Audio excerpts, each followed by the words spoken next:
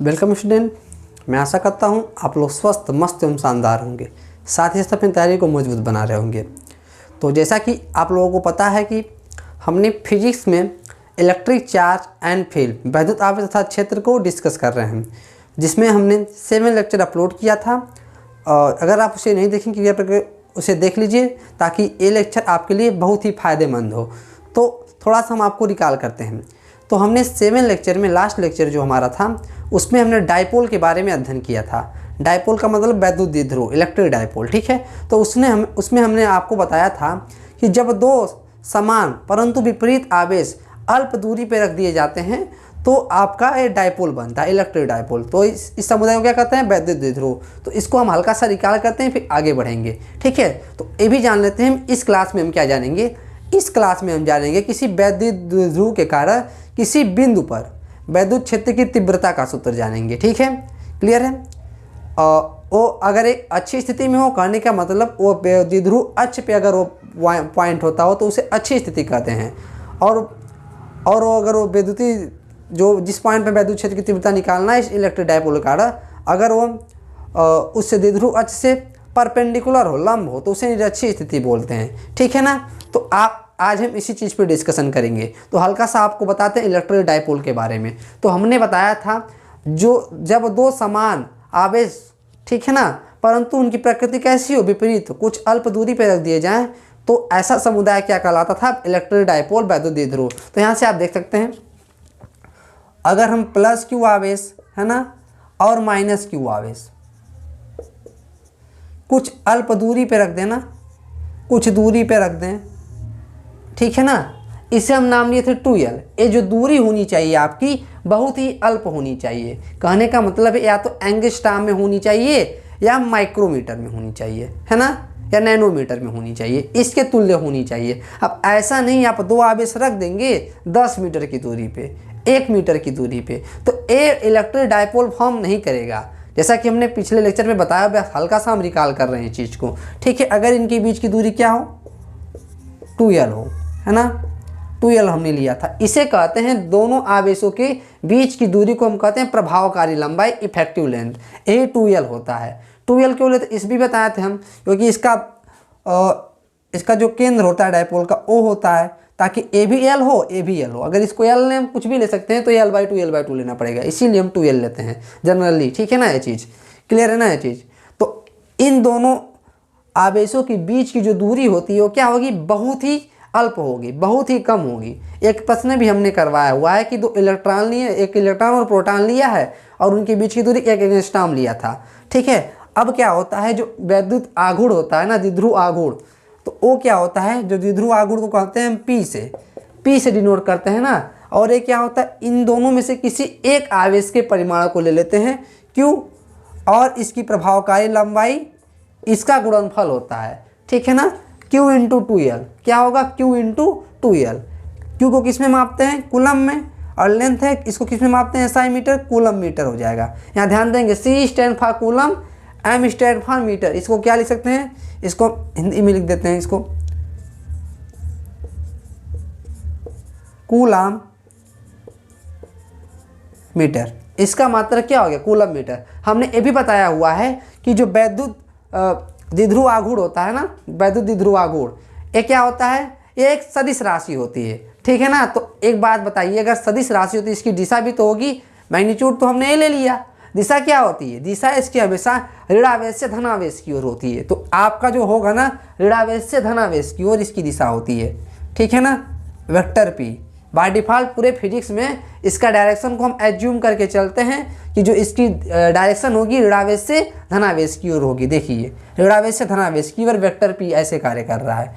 Clear है चीज़? Vector P इस direction में कार्य, ऋणावेश से धनावेश की ओर, ठीक है ना। अब मैं ऐसा कहता हूँ आप इसे समझ गए होंगे। तो जब भी इसका हम डायरेक्शन लेंगे ऋणावेश से धनावेश की ओर होगा, ठीक है। अब मैं ऐसा कहता हूँ इसे आप समझ गए होंगे। हम क्या कहते हैं, वैद्युत द्विध्रुव क्या होता है? जब दो विपरीत आवेशों को कुछ अल्प दूरी पर रख देते हैं तो वह समुदाय वैद्युत द्विध्रुव बन जाता है, ठीक है।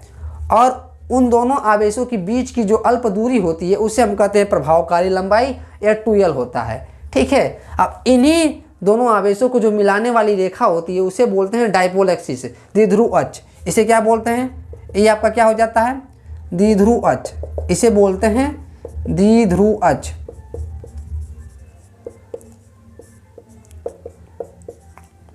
ठीक है ना, इसे द्विध्रुव अक्ष बोलते हैं, डायपोल एक्सिस। तो अब मैं आशा करता हूँ इसे आप समझ गए होंगे। तब हम देखेंगे इसी चीज़ में आप हेडिंग बना लेंगे तो आप इसे अच्छे से देख लेंगे। ठीक है ना, हमने जैसा कि पिछले लेक्चर में बताया हुआ है, इसका हमने हल्का सा ब्रीफ आपको इंट्रोडक्शन दे दिया है इसका, ताकि आप अगर उसको नहीं देखें तो तब भी यहाँ पे समझ जाएं, आपका रिवीजन हो जाए चीज़। ठीक है, तो आगे बढ़ते हैं वे चीज़। तब हम देखेंगे ना, अब हेडिंग बना लेंगे आप, वैद्युत द्विध्रुव के कारण किसी बिंदु पर वैद्युत क्षेत्र की तीव्रता।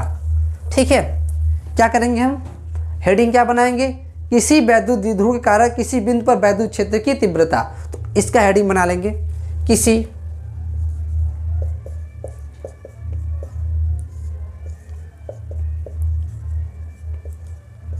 वैद्युत द्विध्रुव के कारण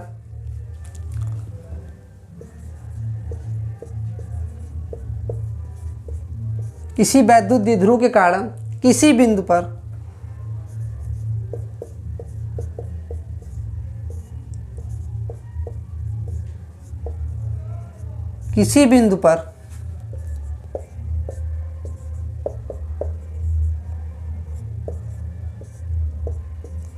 वैद्युत क्षेत्र की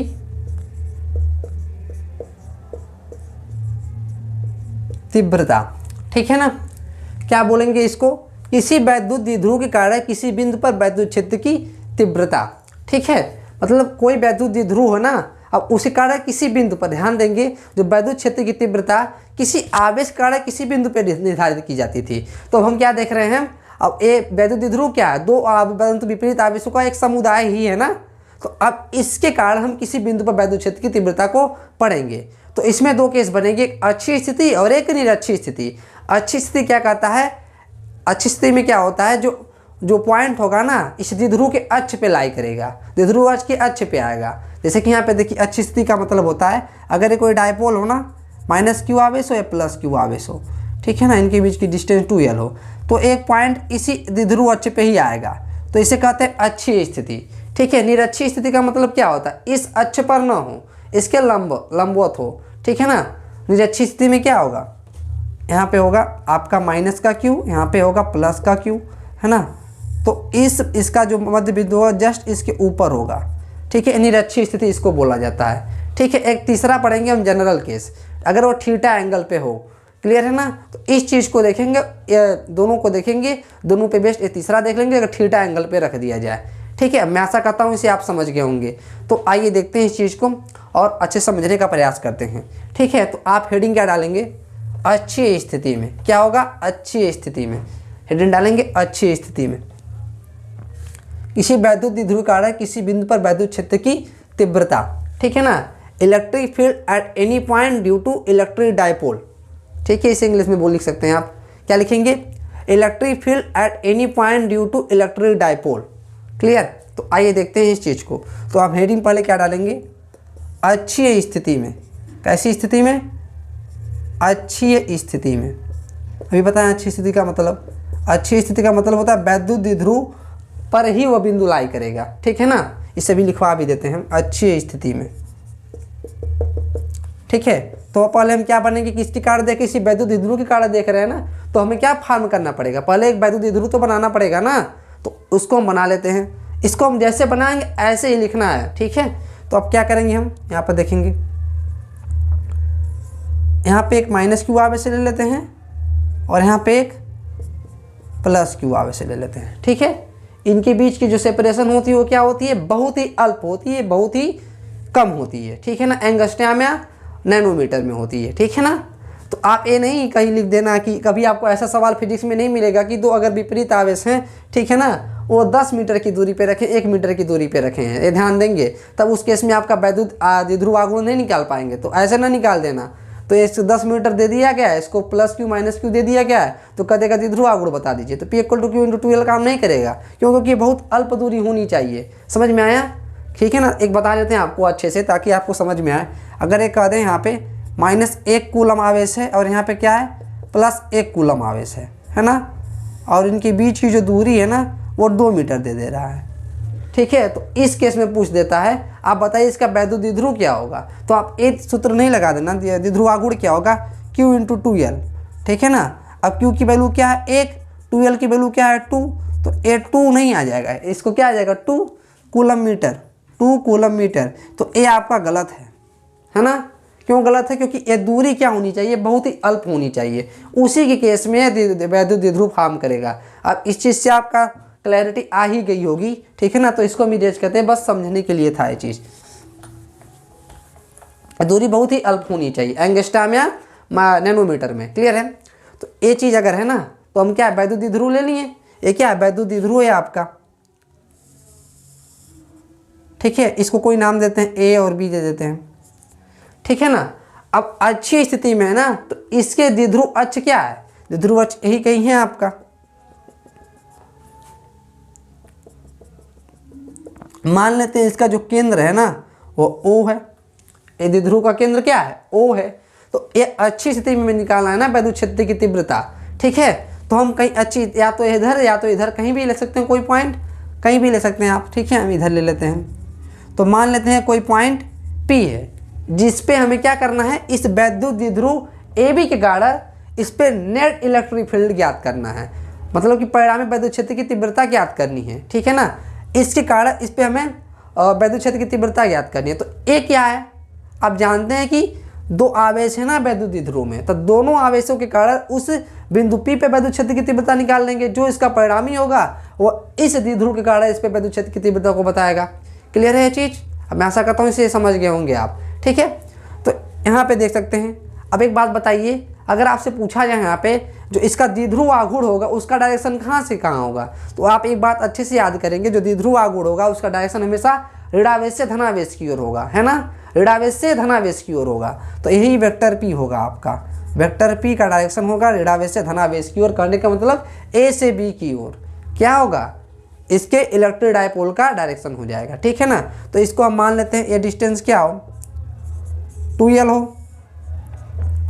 ठीक है ना, तो ये डिस्टेंस अगर 2L है तो ये दूरी क्या होगी, ये दूरी भी आपकी L होगी और ये भी दूरी क्या होगी L होगी, तभी तो ये 2L है, क्योंकि O क्या है, इस द्विध्रुव का मध्य बिंदु है या केंद्र है, जो भी आप कह लें। ठीक है ना, तो एक बात आप याद रखेंगे, जब भी द्विध्रुव से दूरी लेनी रहेगी ना किसी बिंदु की, तो उसकी दूरी हम इस द्विध्रुव के केंद्र O से लेंगे। ठीक है ना, तो हम मान लेंगे ये जो आपका है ना P, ठीक है ना, बिंदु P है, तो इससे कितनी दूरी पे है, इससे स्मॉल r दूरी पर है। ठीक है ना, तो इसी चीज़ को अभी हम नोट करवाएंगे, तो आप इसको लिखना पड़ेगा। तो हमने ऐसे बना दिया। ठीक है, तो लिखेंगे कैसे, तो हम देखेंगे, अभी भी लिखवाते हैं आपको। तो ये पहले एक बात बता देते हैं, माना कोई द्विध्रुव, ठीक है, AB है, कोई वैद्युत द्विध्रुव AB है, ठीक है, जिसका केंद्र O है, जिसकी प्रभावकारी लंबाई 2L है। ठीक है, ये चीज़ मान लेंगे। अब क्या करना है हमको, माना कोई बिंदु P अच्छी स्थिति में है, जिसका बिंदु O से मतलब द्विध्रुव के केंद्र O से दूरी स्मॉल r है, जिसके कारण जिस बिंदु पर जिस पे इस द्विध्रुव के कारण हमें उस पर वैद्युत क्षेत्र की तीव्रता ज्ञात करनी है। इतना लिखेंगे, बाकी अपना काम कर लेंगे। क्यों, क्या काम करेंगे, हम पहले ही जान चुके हैं कि 2 आवेश के कारण किसी बिंदु पर वैद्युत क्षेत्र की तीव्रता का सूत्र याद कीजिए, वो क्या होता था KQ/r², इनके बीच का डिस्टेंस होता था ना, समझ में आया ना। तो एक चीज़ आप यहाँ पे देख लीजिए। ठीक है, अगर कोई आवेश हो Q ना, अगर कोई आवेश Q हो, यहाँ पर कोई बिंदु P हो, इसका यहाँ से यहाँ डिस्टेंस r हो, तो इसके कारण इस पे इलेक्ट्रिक फील्ड लगता था ना, इस पे कौन सा चार्ज होता था, याद कीजिए, इस पे हम क्या रखे थे, परीक्षण आवेश, जिसका कोई इलेक्ट्रिक फील्ड नहीं होता था, है ना। तो यही चीज़ है, इस पे हम कोई परीक्षण आवेश रखते थे, तो इसका इलेक्ट्रिक फील्ड का, इसका क्या होगा इलेक्ट्रिक फील्ड, इसका इलेक्ट्रिक फील्ड हो जाएगा E = KQ/r²। क्लियर है ना, ये क्या होगा KQ/r²। इसका डायरेक्शन किधर होगा, रिपल्सन का होगा ना, ऐसे करके। अगर ये बिंदु A हो तो ये क्या होगा EA, इसका डायरेक्शन हो जाएगा। क्लियर, अब मैं आशा करता हूँ इसे आप समझ गए हो। K क्या है, K है एक कांस्टेंट होता है जिसकी वैल्यू होती है 1/4 पाई एप्सिलॉन किसी मीडियम के लिए। अगर एयर के लिए तो एप्सिलॉन की जगह एप्सिलॉन नॉट हो जाता है। तो यही चीज़ हम देखेंगे अब, ठीक है ना। तो आइए देखते हैं। अब बताइए यहाँ पर, अब इसके कारण है ना, तो आप यहाँ पर लिखेंगे अब, ठीक है। यहाँ पर आप लिखेंगे, पहले आप क्या करेंगे, इसको हम मिटाते हैं ताकि यहाँ पर आप ये चीज़ नोट कर लेंगे, इसको हेडिंग डाल लेंगे और एक फिगर बना लेंगे, ठीक है। वीडियो को पॉज करके इसे बना लीजिए, अभी लिखवाते हैं इस चीज़ को। मैं आशा करता हूँ इसे आप बना लिए होंगे। तो आप इस चीज़ को लिखिए, ठीक है। तो लिखेंगे माना ए बी द्विध्रुव, वैद्युत द्विध्रुव है, ठीक है, जिसकी प्रभावकारी लंबाई 2l है, जिसकी प्रभावकारी लंबाई 2l है, ओ जिसका केंद्र है, ठीक है, एक बिंदु P द्विध्रुव अक्ष पर स्थित है, जिस पर हमें इस द्विध्रुव के कारण परिणामी वैद्युत क्षेत्र की तीव्रता ज्ञात करनी है, जो कि इस द्विध्रुव के केंद्र O से स्मॉल r दूरी पर है। क्लियर है, इतना लिख लेंगे। अगर आप नहीं लिख पाए तो वीडियो को पॉज करके इसको लिख लेंगे, ठीक है। अब मैं आशा करता हूँ इसे आप लिख चुके होंगे। तो अब हम देखते हैं इस माइनस Q आवेश के कारण इस बिंदु P पे जो वैद्युत क्षेत्र की तीव्रता होगी वह क्या होगी। तो इसी चीज़ को हम देखने का प्रयास करेंगे।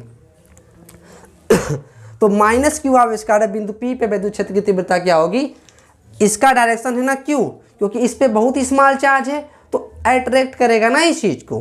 तो इसके कारण जो अगर मानते हैं वो EA हो, क्या हो, EA हो, तो कुछ EA का डायरेक्शन ऐसा होगा, ठीक है ना।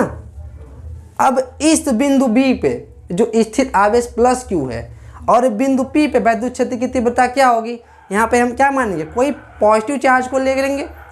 तो इस बिंदु B के कारण जो भी आवेश है, जो भी चार्ज है इस P पे वैद्युत क्षेत्र की तीव्रता क्या होगी, रिपल्सन करेगा, इस चीज़ को दूर भेजने का प्रयास करेगा। ये क्या करेगा, EB, अगर इसको हम नाम देते हैं EB का हो। क्लियर है। तो अब क्या करेंगे हम, यहाँ तक तो हमने कर लिया। तो इसी चीज़ को हम देखने का प्रयास करते हैं, इसी चीज़ को राइट करते हैं। तो ये जो है ना, तो इसका हम डायरेक्शन लेते हैं पहले। ये जो बिंदु O है, ठीक है, तो इसका यहाँ से यहाँ डिस्टेंस पता कर ले तभी तो हम बता पाएंगे। तो यहाँ से देखिए डिस्टेंस ये क्या है, ये पूरा का पूरा डिस्टेंस क्या है, R है। O से R दूरी पे है, तो माइनस Q से क्या दूरी होगा, R प्लस L दूरी हो जाएगा। तो देखिए यहाँ से ये R प्लस L डिस्टेंस हो जाएगा। क्लियर है। ये प्लस Q आवेश जो है, जो प्लस Q आवेश है, इसके कारण जो बिंदु P का डिस्टेंस होगा, क्योंकि इतना R है, ध्यान देंगे आप, इतना R डिस्टेंस है। क्लियर। इतना डिस्टेंस क्या है, स्मॉल l, तो इतना डिस्टेंस क्या होगा, R माइनस L हो जाएगा। अरे इतना डिस्टेंस R है, इतना डिस्टेंस स्मॉल l है, तो इतना डिस्टेंस क्या होगा, R माइनस L हो जाएगा। ठीक है, तो ये डिस्टेंस क्या हो जाएगा आपका, R माइनस L हो जाएगा। तो इसी चीज़ को इसी डिफिनीशन के अकॉर्डिंग लिखने का प्रयास करते हैं हम। ठीक है, तो ये को राइट करेंगे आप। ठीक है, क्योंकि जगह की हमारे पास कमी, तो इसको हम इरेज करते हैं। वीडियो को पॉज करके इसे नोट कर लेंगे आप। मैं आशा करता हूँ आप इसे नोट कर लिए होंगे। फिर भी इस चीज़ को रिकॉल करते हैं। ये डिस्टेंस स्मॉल r था, इनके बीच की जो डिस्टेंस 2l थी, वो क्या था, इस डायपोल का मध्य बिंदु था, केंद्र था, सेंटर था। तो हमने इसी केंद्र से स्मॉल r दूरी पे कोई पॉइंट ले लिया। इसी पे हमें इलेक्ट्रिक डायपोल का नेट इलेक्ट्रिक फील्ड ज्ञात करना था। तो अब क्या करेंगे हम, तो अब देखेंगे माइनस Q आवेश कारण इस पे जो विद्युत क्षेत्र की तीव्रता होगी वो क्या होगी, वो होगी अट्रैक्टिव, क्योंकि ऋणावेश होता है। यहाँ पे हम कोई टेस्टिंग चार्ज रखते हैं ना, टेस्टिंग चार्ज जिसका कोई इलेक्ट्रिक फील्ड नहीं होता है। तो इसके कारण जो इस पे होगा ये अट्रैक्ट करेगा, ये होगा। तो अब इसके इसी सूत्र पे अप्लाई करते हैं हम। ये की वैल्यू क्या होगी, यहाँ पे लिखते हैं। ये की वैल्यू क्या होगी, के। ठीक है ना, चार्ज क्या ध्यान देंगे आप, माइनस नहीं रखेंगे, क्योंकि ये इलेक्ट्रिक फील्ड वेक्टर क्वांटिटी है, सदिश राशि है। ठीक है, जब हम इसके सदिश फॉर्म में लिखते हैं तभी हम इसके चार्ज को रखते हैं। तो क्या होगा, के क्यू, इनके बीच का डिस्टेंस क्या है, ध्यान देंगे आप, इनके बीच का डिस्टेंस है r प्लस एल। तो r प्लस एल का होल स्क्वायर। ठीक है, इसे हमने राइट कर दिया। अब देखेंगे इस बिंदु बी के कारण बिंदु पी पे वैद्युत क्षेत्र की तीव्रता क्या है, ई बी। इसका क्या होगा, ई बी के क्यू बाई डिस्टेंस क्या है यहाँ से आर माइनस एल, क्या है आर माइनस एल, तो इसको लिख सकते हैं आर माइनस एल का होल स्क्वायर। ठीक है, तो यहाँ से आप देख सकते हैं, इसे आप क्लास 11 में भली भांति पढ़े होंगे कि जो अगर दो वेक्टर है ना, दो वेक्टर एक ऐसे इधर लग रहा है एक ऐसे इधर लग रहा है, ठीक है, मतलब कोई 8 न्यूटन का बल इधर लग रहा है, कोई 10 न्यूटन का बल इधर लग रहा है, तो इधर ही जाएगा ना ये चीज़, कितने न्यूटन से, 2 न्यूटन से, 10-8 न्यूटन से। क्लियर है, तो अब हम देखेंगे यहाँ तक, इसे आप नोट कर लेंगे। ठीक है, अब मैं आशा करता हूँ इसे आप नोट कर लेंगे। ठीक है, आप नोट कर लीजिएगा इसे। मैं आशा करता हूँ वीडियो को पॉज करके आप नोट कर लिए होंगे। तो अब इसको इरेज करते हैं। ठीक है, तो हम इसको इरेज करते हैं। ये फिगर को हम नहीं मिटाएंगे क्योंकि हमें आवश्यकता पड़ेगी, इस चीज़ को मिटा देते हैं हम।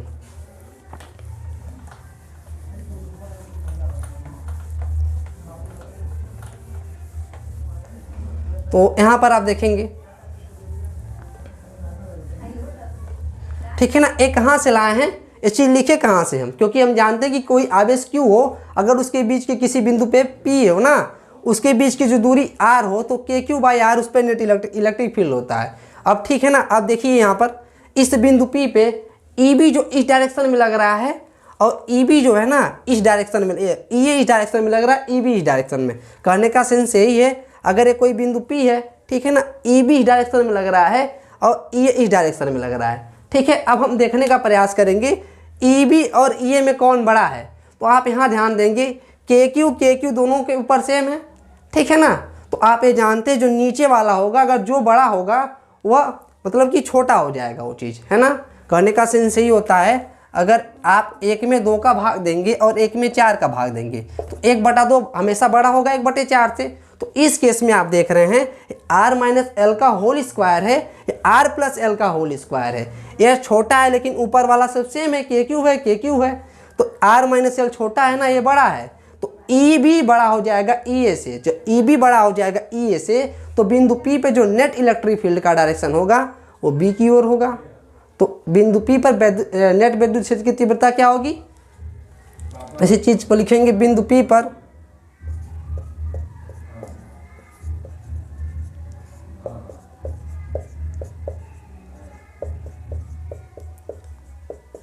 परिणामी विद्युत क्षेत्र की तीव्रता।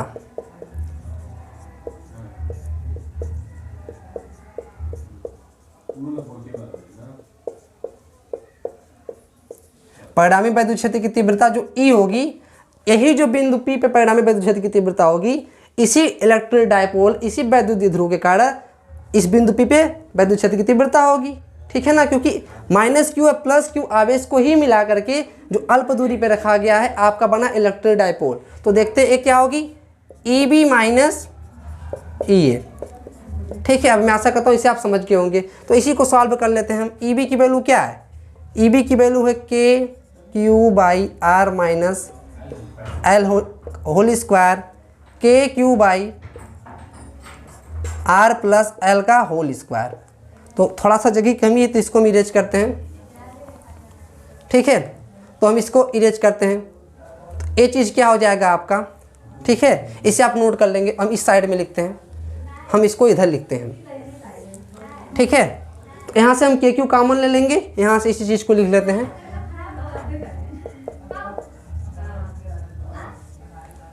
KQ को कॉमन लेंगे तो क्या बचेगा,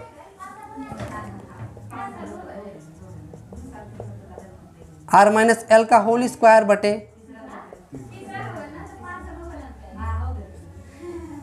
R प्लस एल का होल स्क्वायर हो जाएगा। ठीक है ना, यहाँ R प्लस एल का होल स्क्वायर है। ठीक है, ठीक है, तो यहाँ से हम कॉमन लेंगे, इसका एलसीएम ले लेंगे, तो ये चीज़ क्या होगा,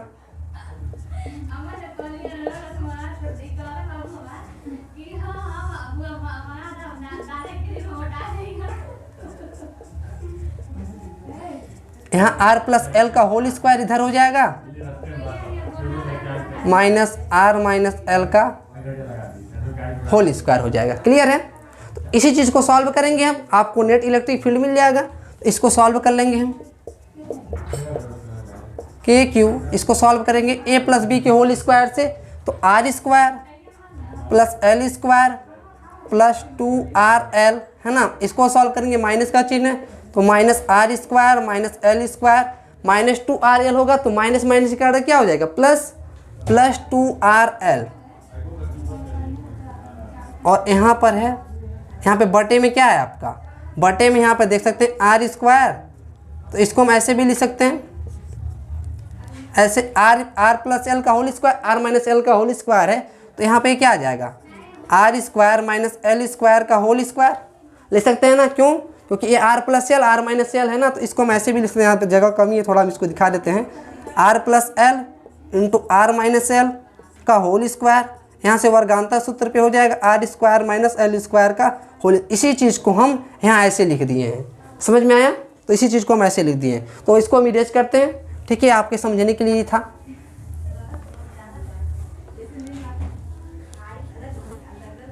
ठीक है, तो इस चीज़ को आप देख लेंगे, तो आप यहाँ इसे नोट कर लेंगे। तो आप देखिए आर स्क्वायर से R square cancel, L square से L square cancel, 2RL plus 2RL, this is 4RL, ये इक्वल टू होगा K Q into 4RL by R square minus L square. ठीक है, इसे आप नोट कर लेंगे।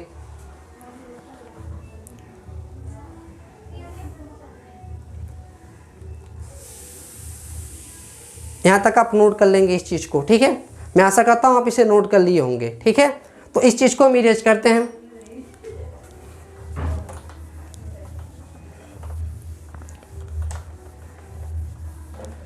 तो यहाँ पर आप देखेंगे तो ये चीज़ आपका निकल के आ जाएगा। इसको कुछ ऐसे भी लिख सकते हैं, देखिए कैसे। अब इसको हम लिख सकते हैं E इक्वल टू 2K, ठीक है ना, Q into 2L into R by R square minus L square का होल स्क्वायर।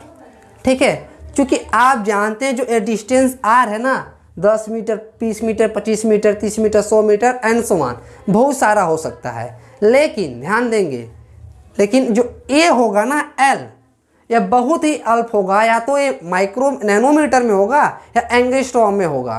तो ये चीज़ बहुत ही स्मॉल है, ठीक है ना, ये बहुत ही स्मॉल है, तो उसका स्क्वायर और भी स्मॉल होगा। फॉर एग्जाम्पल अगर हम 0.01 लेना, ये R अगर इसकी वैल्यू L है ना, तो L स्क्वायर की वैल्यू क्या होगी, L स्क्वायर की वैल्यू होगी 0.0001, ये और भी छोटा हो गया। ठीक है, अगर R की वैल्यू 1 मीटर है, 2 मीटर ले लेते हैं, तो R स्क्वायर की वैल्यू क्या होगी 4 मीटर। आप देख रहे हैं इसके कंपेयर में ये नेग्लिजिबल है, नगण्य है चीज़, है ना। तो यहाँ पे देख सकते हैं, इसी के कारण हम क्या करेंगे, इसी कारण लिखेंगे, इस चीज़ को लिखेंगे, उसके बाद हम इसको राइट करेंगे।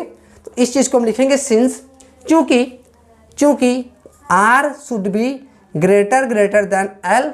ठीक है, दिस इम्प्लाइज डैट, मतलब ये बता रहा है कि R square should be greater than L square. ठीक है, so that L square will be negligible as compare to R square. तो इसको हम इरेज करते हैं, तो ये चीज़ क्या हो जाएगा, L स्क्वायर को निगलेक्ट कर सकते हैं R स्क्वायर के कंपेयर में। ठीक है, तो ये क्या कर देगा, तो ये कह देगा this implied that L square tends to 0, L square tends to 0। तो इसको हम लिखते हैं इधर, इसे आप लिख चुके होंगे, तो यहाँ पर लिखने का हम प्रयास करते हैं।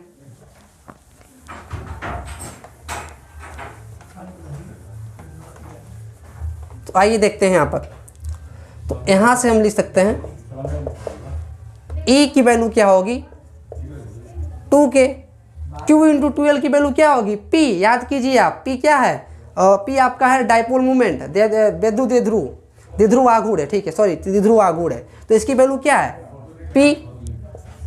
ठीक है ना, ये R है, यहाँ पे क्या बचा, L स्क्वायर टेंड कर गया 0 की ओर as compare to R square. देखिए L स्क्वायर टेंड कर गया 0 की ओर, तो यहाँ पे क्या हो सकता है R स्क्वायर माइनस 0 का होल स्क्वायर। ठीक है ना, तो यहाँ से लिख सकते हैं क्या, इसको हम लिख सकते हैं K into 2P into R by R to the power 4। एक R से एक R कैंसिल हो जाएगा, तो यहाँ पे हम लिख सकते हैं E equal to K into 2p by R cube. यहाँ से एक आर कैंसिल हो जाएगा, है ना, तो यही चीज़ आपका आ जाएगा E equal to K into 2p by R cube आ जाएगा, जहाँ p क्या है, जहाँ p चूँकि p q इंटू 2l है। क्लियर है, ये चीज़ आपका हो गया p equal to q into 2l। Clear है चीज़, p equal to q into 2l हो जाएगा। तो आप इसे यहाँ देख सकते हैं E equal to K into 2p by R cube. यही आपका है और इलेक्ट्रिक डायपोल के कारण किसी बिंदु P पे वैद्युत क्षेत्र की तीव्रता, जहाँ P क्या है, अभी इस चीज़ को लिख देते हैं हम, जहाँ P है और इसका डायरेक्शन किधर होगा, यहाँ पर देख सकते हैं इसका जो डायरेक्शन है ना EB, ध्यान से देखेंगे, धनावेश से दूर जा रहा है चीज़, धनावेश से दूर जा रहा है ना, धनावेश से दूर जा रहा है, धनावेश की ओर, ऋणावेश से धनावेश की ओर भी इसका डायरेक्शन हो रहा है। ठीक है ना, मतलब ये किसके डायरेक्शन में हो जा रहा है, इसके द्विध्रुव के डायरेक्शन में हो जा रहा है ना, डायपोल मोमेंट के डायरेक्शन में हो जा रहा है, वैद्युत द्विध्रुव के डायरेक्शन में हो जा रहा है। ठीक है, द्विध्रुव आघूर्ण के डायरेक्शन में हो जा रहा है। तो इसका डायरेक्शन किधर हो रहा है, ऋणावेश से धनावेश की ओर भी इसका डायरेक्शन हो जा रहा है ना, बिंदु B की ओर क्या हो जाएगा, B की ओर लिख देंगे, इसका डायरेक्शन B की ओर, धनावेश की ओर हो जा रहा है ना जी, देखेंगे ऐसे धनावेश से दूर जा रहा है। क्लियर है चीज़, समझ में आया ना ये चीज़, तो इसे आप लिख लेंगे। तो इसको आप लिखेंगे, पहले लिख लीजिए इसको यहाँ तक। मैं आशा करता हूँ आप इसे यहाँ तक नोट कर लिए होंगे। ठीक है ना, तो आइए देखते हैं, तो इसको हम इरेज करते हैं। ठीक है, तो इस चीज़ को इरेज कर लेते हैं पहले। तो यहाँ तक आप नोट कर लिए होंगे, तो आइए इसको इरेज करते हैं। तो यहाँ पे देखिए, तो E इक्वल टू के 2p बाई आर क्यूब है। ठीक है, जहाँ k क्या है, जहाँ k is equal to 1/4 pi epsilon, epsilon क्या है, परमिटिविटी ऑफ मीडियम, माध्यम की वैद्युतशीलता है। ठीक है ना, एयर या वैक्यूम के लिए क्या होता है, फॉर एयर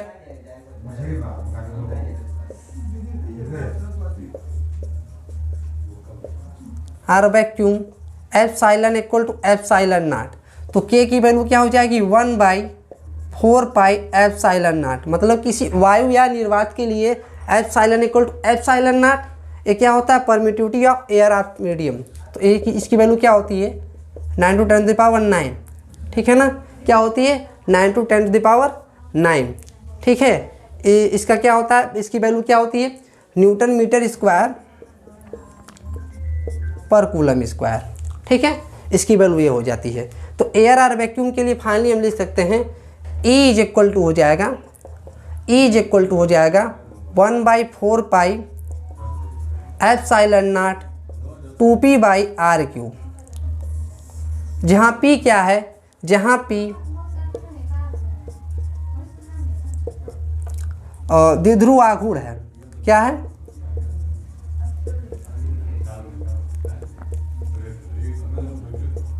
द्विध्रुव आघूर्ण है। ठीक है ना, एक इसके बराबर होता है q इंटू 2l के, r क्या है, उस द्विध्रुव आघूर्ण के उस द्विध्रुव के केंद्र O से बिंदु P की दूरी। ठीक है ना, जहाँ लिख देंगे क्या, जहाँ R है। ठीक है ना, द्विध्रुव के केंद्र O से बिंदु P की दूरी, O से P की दूरी लिख देंगे हम, O से P की दूरी, O क्या है, द्विध्रुव आघूर्ण का केंद्र है।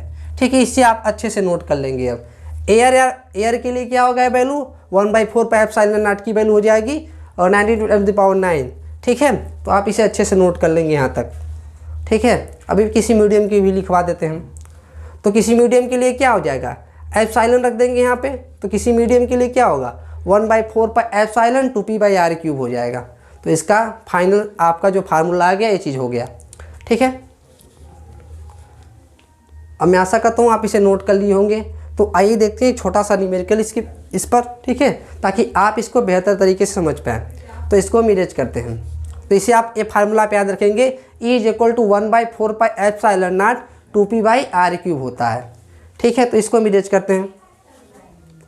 ठीक है, आप नोट कर लिए होंगे, इसको इरेज करते हैं। तो ए किसी मीडियम के लिए क्या हो जाएगा, किसी मीडियम के लिए हो जाएगा E equal to 1/4 pi epsilon into 2p by R cube, इसी मीडियम के लिए हो जाएगा। ठीक है, तो आपकी जानते हैं कि एप्सिलॉन इक्वल टू होता है, ठीक है, एप्सिलॉन, क्योंकि एप्सिलॉन आर इसी को कहते हैं कि इज इक्वल टू होता है एप्सिलॉन बट एप्सिलॉन नॉट। तो इसको लिख सकते हैं एप्सिलॉन इक्वल टू के एप्सिलॉन नॉट। तो इसी को सॉल्व कर लेंगे तो आपका यही सूत्र बन जाएगा 1/k into 1/4 pi epsilon not 2p/r³ हो जाएगा ना। इसी चीज़ को मिटाते हैं। तो कुछ ऐसे भी लिख सकते हैं इसको, जहाँ के क्या है, माध्यम का परावैद्युतांक, डाइलेक्ट्रिक कांस्टेंट ऑफ मीडियम होता है। तो E इक्वल टू क्या होगा, 2p है ना। इसको और भी लिखते हैं अच्छे से, इसकी वैल्यू हो जाएगी 9 × 10⁹ k/2p/r³। ऐसा भी सूत्र हो सकता है आपका, जहाँ के क्या है, इसको हमने इसके लेक्चर 1 में बताया हुआ है, क्लियर है ना। तो उसे आप देख लेंगे जाके, ताकि ये चीज़ आप अच्छे से समझ पाएँ, ठीक है। तो यहाँ नोट कर लेंगे आप, किसी माध्यम के लिए अगर यहाँ एयर आ जाएगा तो के इक्वल टू क्या हो जाएगा, 1 हो जाएगा, और आएगा मीडियम तो उसको के इक्वल टू वैल्यू दिया रहेगा आपको, ठीक है ना। समझ में आया, मैं आशा करता हूँ इसे समझ गए होंगे आप। इसे यहाँ तक नोट कर लेंगे आप, ठीक है, यहाँ तक आप नोट कर लेंगे। अब इसी पे देखते हैं फार्मूला, और इसका जो डायरेक्शन होगा ना नेट इलेक्ट्रिक फील्ड का, धनावेश से दूर होगा, ठीक है ना, धनावेश से दूर होगा, क्लियर है। तो इसको मिटाते हैं।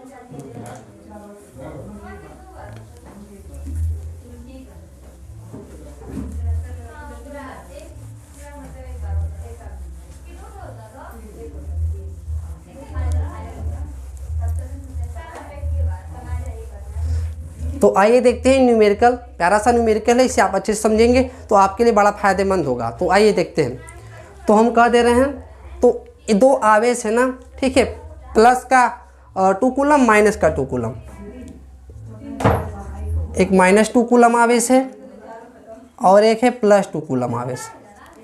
इसके बीच का जो सेपरेशन है ना, इनके बीच का जो दूरी है वह 1 एंगस्ट्रॉम ले लेते हैं। क्या है, 1 एंगस्ट्रॉम है, ठीक है। तो इसके कारण है ना, इस बिंदु P पर,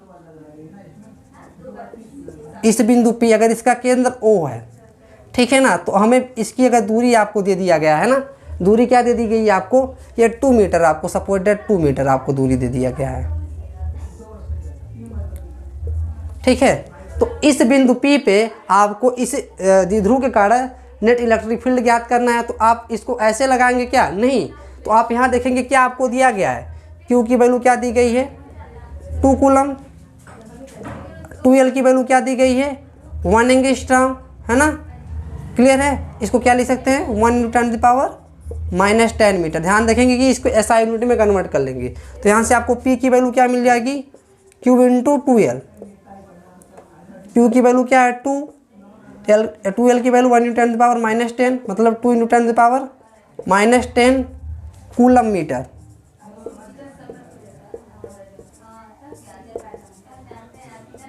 कूलम मीटर हो जाएगा, ठीक है। तो इस बिंदु P पे जो होगा इलेक्ट्रिक फील्ड जो होता है वो क्या होता है, अभी सूत्र बता है। और ये मीडियम कैसा है, ये मीडियम आपका क्या है, एयर है, क्या है, एयर है, वायु है। तो कौन सा सूत्र लगेगा, तो अभी सूत्र बताएं, अगर वायु होता है तो E इक्वल टू होता है 9 × 10⁹ × 2p/r³। और R की वैल्यू क्या दी गई है आपको, इसके केंद्र से 2 मीटर, ये चीज़ आपको दिया रहेगा। तो ये 2 मीटर दिया गया है ना। तो इस पे बिंदु P पे आपको पूछा था, इससे द्विध्रुव के कारण नेट विद्युत क्षेत्र की तीव्रता। तो इसी देखते हैं, तो E इक्वल टू क्या होता है, 9 × 10⁹ 2p/r³। तो सारी वैल्यू आपको पता है, वैल्यू पुट कीजिए, आपको आंसर मिल जाएगा, ठीक है। तो यहाँ पर वैल्यू पुट करते हैं, 9 × 10⁹ 2, P की वैल्यू क्या है, P की वैल्यू है 2 × 10⁻10। R की वैल्यू क्या है, R की वैल्यू देख सकते हैं, R की वैल्यू है 2 मीटर। 2 मीटर, 2 का क्यूब क्या होगा, 2 का क्यूब हो जाएगा 8, 2 × 2 लिख सकते हैं। तो देखिए 2 × 2 × 2 कैंसिल, ठीक है, 2 से 2 कैंसिल हो जाएगा यहाँ पर। तो यहाँ पर क्या बचा है, 2, 9/2 को क्या लिख सकते हैं, 9/2 को लिख सकते हैं, E को लिख सकते हैं, 9/2 को लिख सकते हैं 4.5, 4.5 है ना। तो यहाँ पर देख सकते हैं 10⁻9 और 10⁻−10, ये क्या हो जाएगा 10⁻−1, 10⁻−1 है ना, 10⁻9 10⁻−10, 10⁻−1, और ये क्या हो जाएगा 0.45 न्यूटन पर कूलम। समझ में आया ना? तो ये चीज़ क्या हो जाएगा 0.455 न्यूटन पर कूलम, या इसको वोल्ट पर मीटर भी लिख सकते हैं। इस चीज़ को क्या लिख सकते हैं? वोल्ट पर मीटर भी लिख सकते हैं इस चीज़ को। तो मैं आशा करता हूँ इसे आप समझ गए होंगे अच्छे से। देख लीजिए एक बार और निकाल कर देते हैं। कोई आवेश -2 कूलम है और +2 कूलम है, इनके बीच का जो सेपरेशन है ना, यही 2L होगा आपका, यही 1 एंगस्ट्रॉम होगा, है ना। 1 एंगस्ट्रॉम है। इसके केंद्र O से 2 मीटर की दूरी पर इस बिंदु P है, इस पर हमें इस द्विध्रुवकार्क वैद्युत क्षेत्र की तीव्रता ज्ञात करनी है। तो फार्मूला हम क्या जानते हैं? अगर ये माध्यम क्या है? वायु है, तो इसके लिए जानते हैं फार्मूला E = 9 × 10⁹ 2P/r³ होता है। तो यहाँ से हम Q की वैल्यू निकाल लेंगे 2 कूलम, 2L की वैल्यू 1 एंगस्ट्रॉम, इसको हम SI में कन्वर्ट कर लेंगे 2 × 10⁻10 मीटर करके। तो ये चीज़ कन्वर्ट हो गया। तो P की निकाल लेंगे कि P क्या है आपका? द्विध्रुव आघूर्ण है, ठीक है ना। इसका डायरेक्शन यहाँ से किधर होता है? ऋणावेश से धनावेश की ओर। अगर पूछे जाए तो इसका डायरेक्शन क्या होगा? तो आपका डायरेक्शन इसका हो जाएगा वेक्टर P। द्विध्रुव आघूर्ण कैसी राशि है? सदिश राशि है। इसका डायरेक्शन भी तो होगा, तो डायरेक्शन क्या होगा? ऋणावेश से धनावेश की ओर। तो इसको ऐसे देख सकते हैं हम, ठीक है। तो वैल्यू पुट कीजिए आप। हमने वैल्यू पुट किया 9 × 10⁻2। P की वैल्यू क्या आई है? अभी हमने सॉल्व किया 2 × 10⁻10, ठीक है ना। r³ है, r की वैल्यू क्या है? 2 मीटर, तो 2 × 2 × 2 लिख सकते हैं, ठीक है। तो इसको सॉल्व कर देंगे, 2 2 4 का कैंसिल आउट हो जाएगा आपका। 9/2 बचेगा, 9/2 को लिख सकते हैं 4.5, यहाँ पर 10⁻9 और 10⁻10। तो यहाँ पर क्या हो जाएगा? एक घात यहाँ पर चलेगा 0.45 न्यूटन पर कूलम। क्यों?